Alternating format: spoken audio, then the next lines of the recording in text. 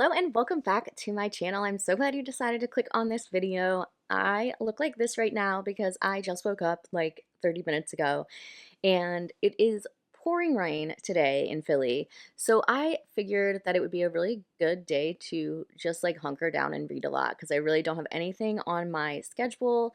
I was gonna try to go to a like bar class to work out, but it's raining, so I don't really want to go outside. So I thought this was a great time to kind of go through some books that I'm like halfway through and just knock them out. So that is what the plan is. So to start with, I have been reading Heavyweight, which is a graphic memoir. I've never read a graphic novel, memoir, anything. So this has been really, really interesting for me with, between the graphics and the story. And when I was like a kid, I used to read like Archie comics, but that's pretty much it. So I was not super like clear on like, okay, how do I follow the story, especially because some of the pages are different. But wow, this is really cool, really, really powerful. It's about this person who's basically trying to find out more about their family and their family history, and it's very like meta, like you know, the person writing it is like part of the story as well, and like all the hurdles that they've faced trying to get this information about their family history and like who are these random people in these pictures I found and stuff like that. But their family was in concentration camps in the Holocaust. So that's kind of at the point I'm at now. I'm just over halfway. So I really do want to finish this today. I am really enjoying it. It's really sad though, obviously. Um, but yeah, I'm really liking it. It's really really tough stuff, but really, really moving. And then I'm currently listening to a book called Pierce Oysters. I actually have a physical copy too, so I might be doing like a read along thing later. I'm about halfway through that as well, and that one I'm loving. It is just right up my alley.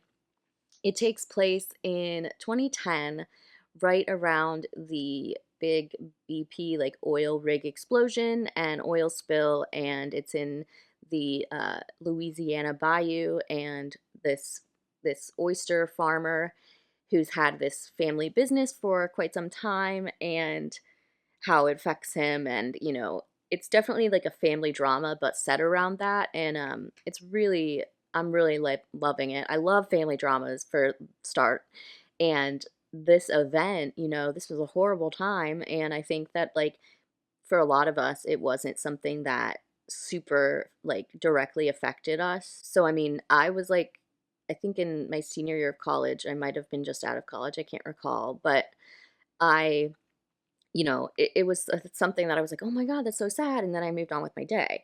So reading it and seeing these people who like truly had their lives upended because of this carelessness of a huge corporation is just, it's like making me mad, but also I'm like really, really enjoying the story. And then thirdly, on my Kindle, I am reading Till Death Do Us Part, which is about a woman who got married 10 years earlier, and it was like a whirlwind romance, and on their honeymoon, the husband went swimming and was missing, presumed dead. They never found a body, but he was pulled into like a riptide or whatever.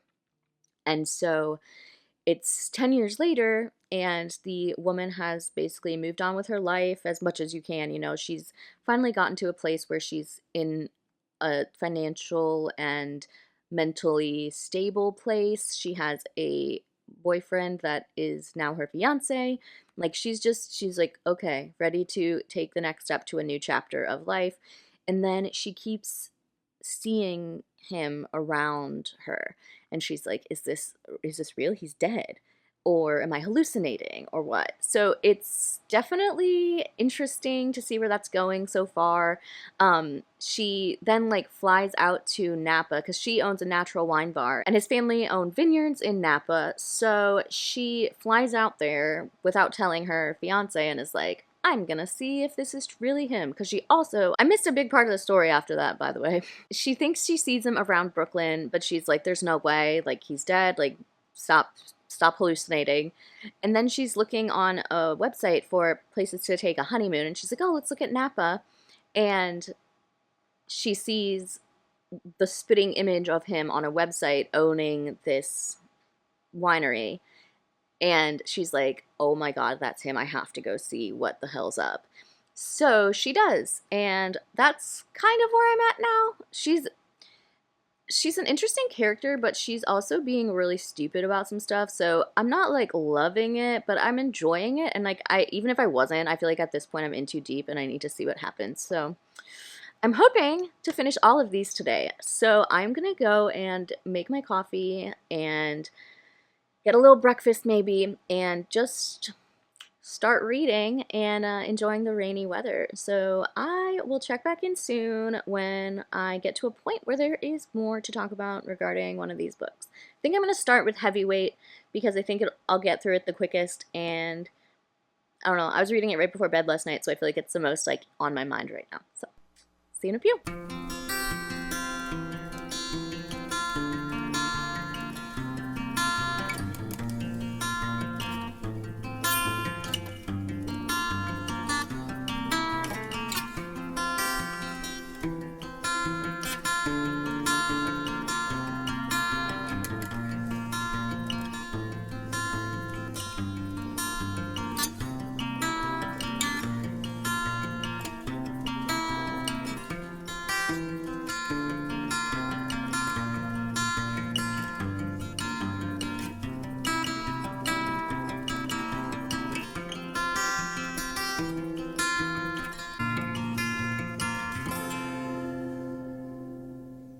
So I'm not quite done with Heavyweight. I have about 60 pages left, 60, 70-ish, like around there.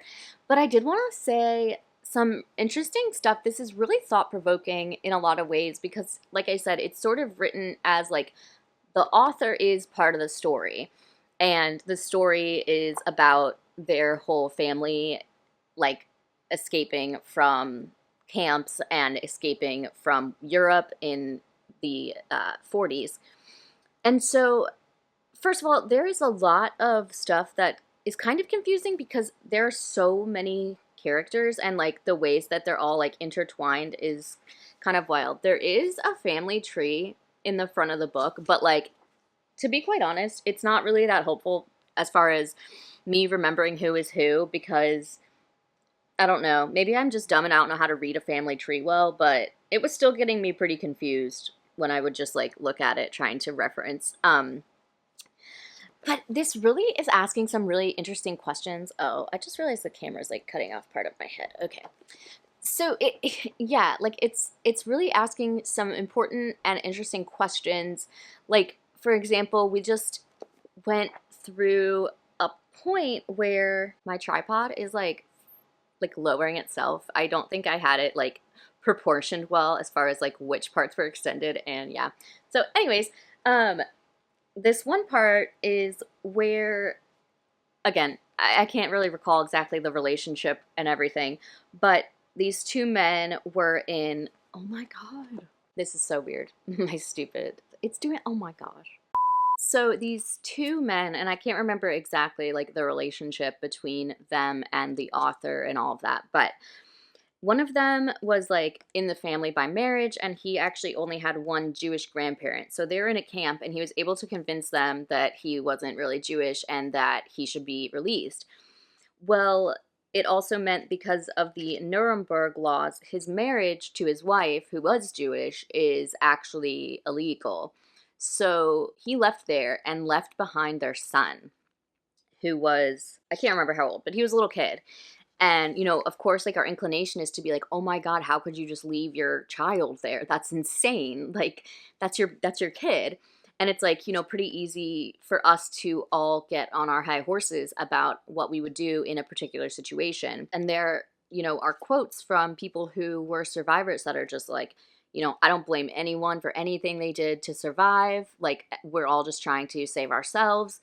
And so, you know, it's really easy to think that you would always do the heroic thing, but we don't really take into account how we're instinctually driven by like a need to survive.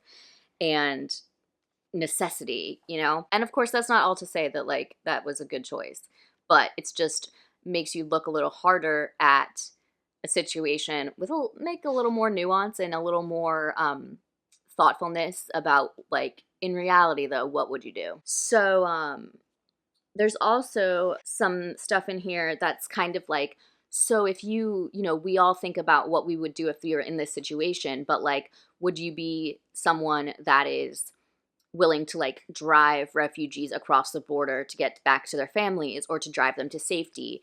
And you know, it's really interesting looking at these situations because like none of us know what we would do. We know what we think we would do and what we want to think we would do, but it's just really hard to think about like what would we do as far as like a self-preservation measure, even though we know that's not necessarily the morally correct thing to do. So definitely is giving me a lot to think about. And yeah, I have only just a little bit left to go. So I'm gonna just finish that now and then I'll be back with my final thoughts. Okay, so it's only been about 15 minutes since my last update, but I did finish reading Heavyweight and wow, it was really, really good. Like I said, this was my first time ever reading a graphic novel, a graphic memoir, and it really kind of added something to the story to like see these like visual representation of what I'm reading, which sounds kind of weird, but I don't know. It never seemed like something that I thought I would like, but I really did. And I'm definitely open to reading more of them. So if you have any recommendations of like graphic novels, graphic memoirs, whatever, please let me know because I enjoyed this a lot. So I feel like at the end it did start to get a little like, I see where it was going, but it did get a little like off the topic of what I was like really focused on throughout the book because it got into a lot about like how we end up remembering things and how things are passed down, but some of the ways it did was just a little like, why was this included?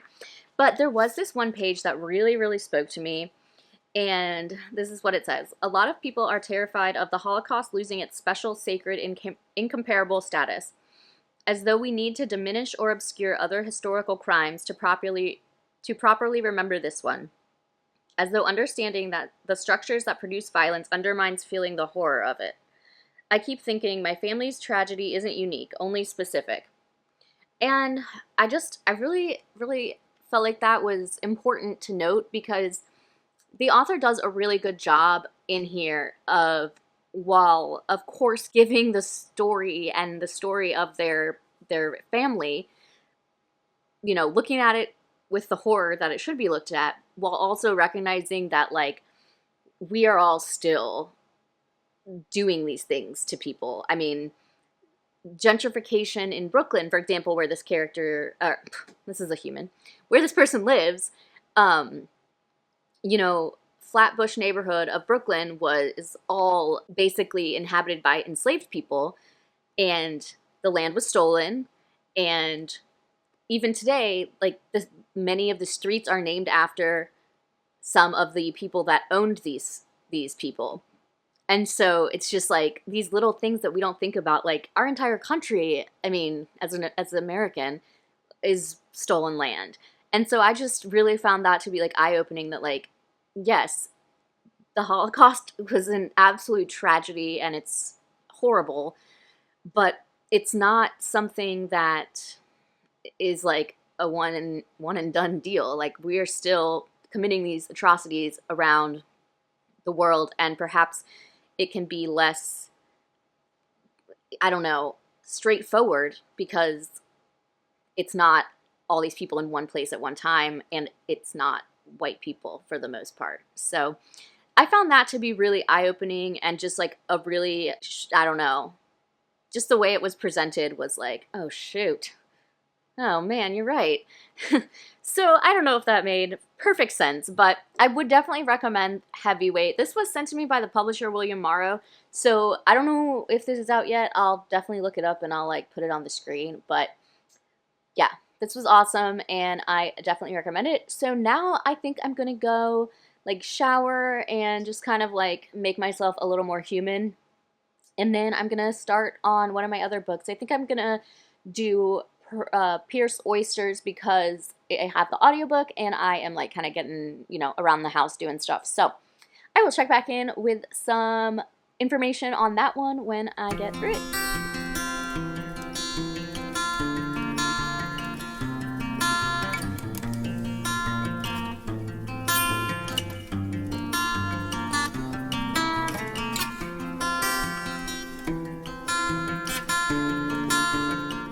So I'm now all showered, I did my skincare, and now I'm gonna film a quick video.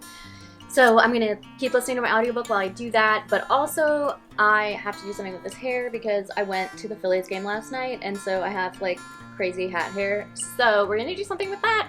Gonna keep reading this book and film a video, and then I will, be back to update you. Okay, so yes, I look different because I put makeup on because I filmed a video, but now I am cuddled up on the couch, obviously, with this cat, and we are listening to Pierce Oysters. I'm currently about 2/3 of the way done.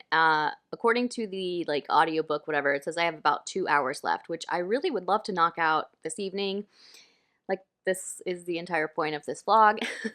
But I feel like I wanted to check in and give a little bit more background on the premise of the book and everything. So it's following, for the most part, these two brothers and their mom. They are named Jordan and Benny, and Jordan is kind of the more responsible one.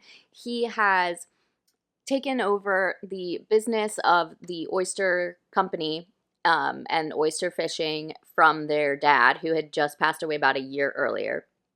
And Benny kind of ran for the hills and is just kind of more of a free spirit. He, moved to New Orleans. He's more of a city guy now, and he doesn't really want anything to do with the oystering business. Their mom is named May, and she's very traditional, very kind of old school in her thinking and thought. She, is still adjusting to being a widow, and this oystering business is their whole world. She doesn't do any of the oystering, but she, has been supported financially by this. So the BP oil spill is absolutely devastating for this family. So a lot has gone on.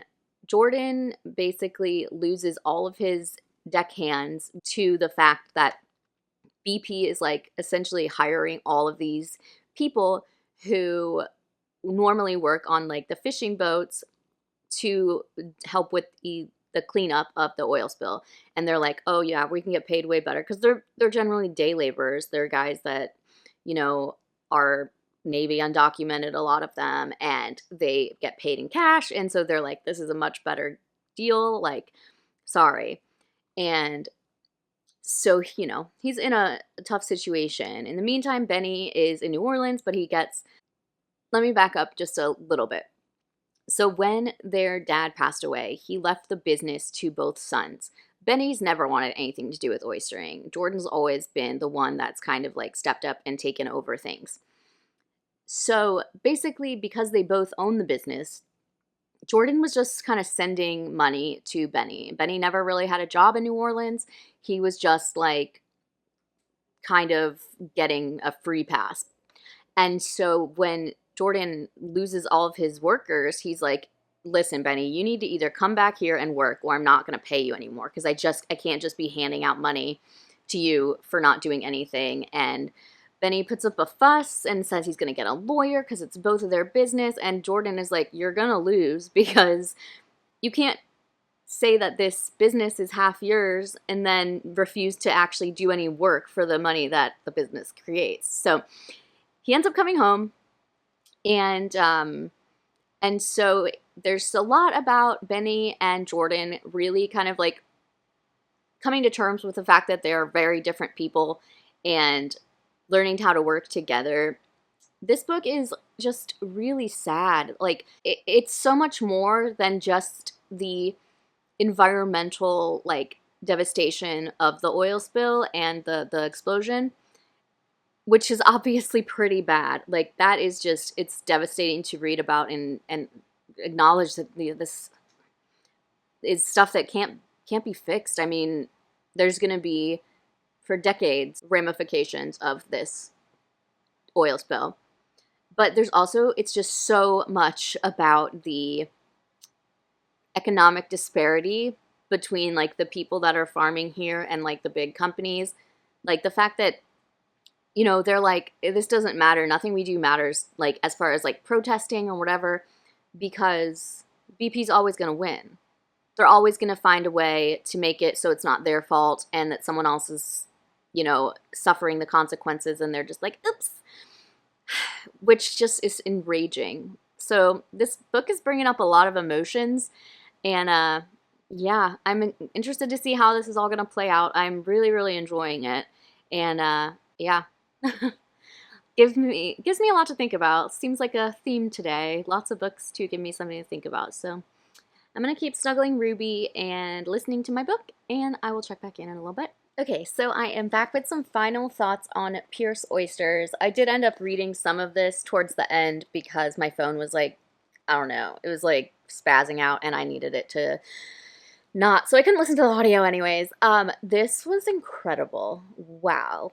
I am absolutely just, this book was so powerful, and I feel like I've used that word a lot in this vlog, but whatever. Wow, this is really like transportive. I feel like I am in like the Louisiana Bayou, and this is just like heartbreaking. This is just these people's entire livelihood gone in basically an instant because of irresponsible corporations and oil. And it's just like, wow. I don't know what else to say besides just wow. This was so much more than what I thought it would be. I mean, there's so much about the family themselves, and that is a incredible story to be told. You know, I love family dramas. I love these brothers and their mom on their relationships with each other and the other people around them, and I loved the ending, even though I also hated the ending.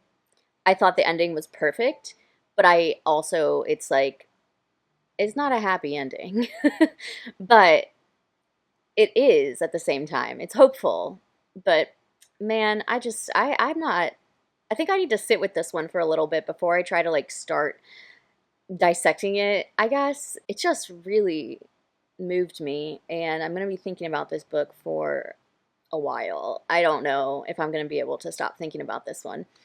So I'm almost like, how am I supposed to read this other book now that I want to finish tonight? Because of these three, that one's definitely the one that I'm like, I'm going to like this least. And now it has to follow up two books that I'm giving 5 stars to, but we're going to try it. We're going to see what happens. So that one is Till Death Do Us Part by Lori Elizabeth Flynn. And, you know, it's good. It's just, I don't know where it's going, and it has the potential to do something really cool, and I don't know if it's going to. So I'm going to get my Kindle and read that for a bit, but I am interested but skeptical, I guess. So hopefully I'll be able to finish that tonight. My husband's going to get home from work pretty soon, so that's probably going to slow me down a little bit, but we'll see. Okay, so it's actually maybe like half an hour after my last clip.